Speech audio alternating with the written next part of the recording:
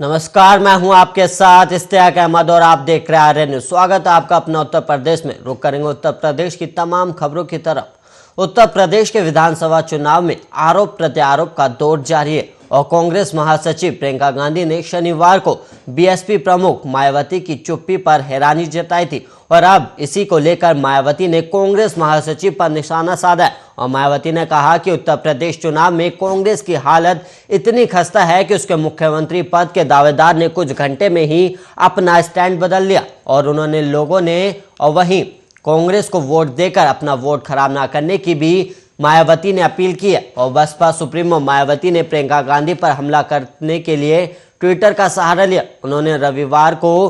किए एक ट्वीट में लिखा, यूपी विधानसभा चुनाव में कांग्रेस पार्टी की हालत इतनी ज्यादा खस्ता हाल बनी हुई है कि इनकी सीएम के उम्मीदवार ने कुछ घंटों के भीतर ही अपना स्टैंड बदल लिया और ऐसे में बेहतर होगा कि लोग कांग्रेस को वोट देकर अपना वोट खराब ना करें बल्कि एक तरफा तौर पर बीएसपी को ही वोट दें। और एक दूसरे ट्वीट में मायावती ने लिखा कि यूपी में कांग्रेस जैसी पार्टियां लोगों की नज़र में वोट काटने वाली पार्टियां और ऐसे में बीजेपी को यूपी की सत्ता से बाहर करके यहां सर्व समाज के हित में और इनके जाने परखे नेतृत्व वाली सरकार की जरूरत है और जिसमें बीएसपी का स्थान वास्तव में नंबर 1 पर है।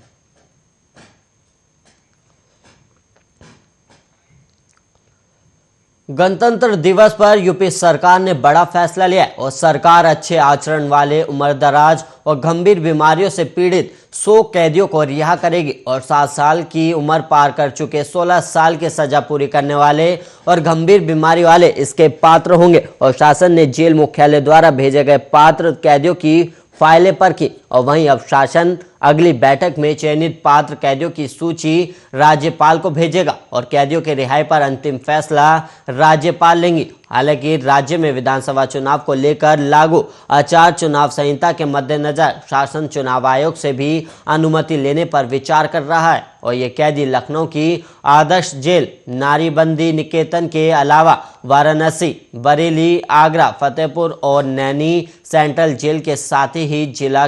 के जेल के कैदी रिहाई के पात्र होंगे। और वहीं डीजी कारागार आनंद कुमार ने रिहाई के पात्र कैदियों का ब्यौरा शासन को भेज दिया है।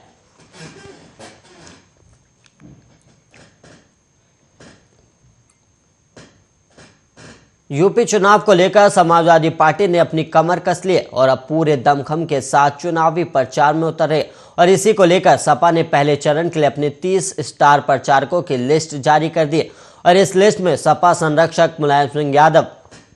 और पार्टी मुखिया अखिलेश यादव सहित सपा के सभी बड़े नेताओं के नाम इस लिस्ट में शामिल है। और वहीं आपको बता दें कि चुनाव आयोग ने 31 जनवरी 2022 तक शारीरिक रैली और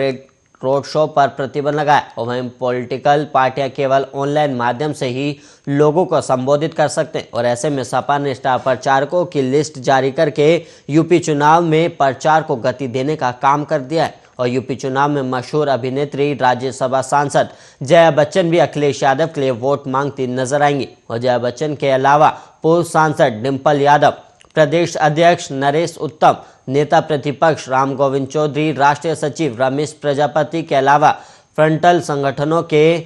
पदाधिकारियों को भी स्टार प्रचारकों की सूची में रखा गया है।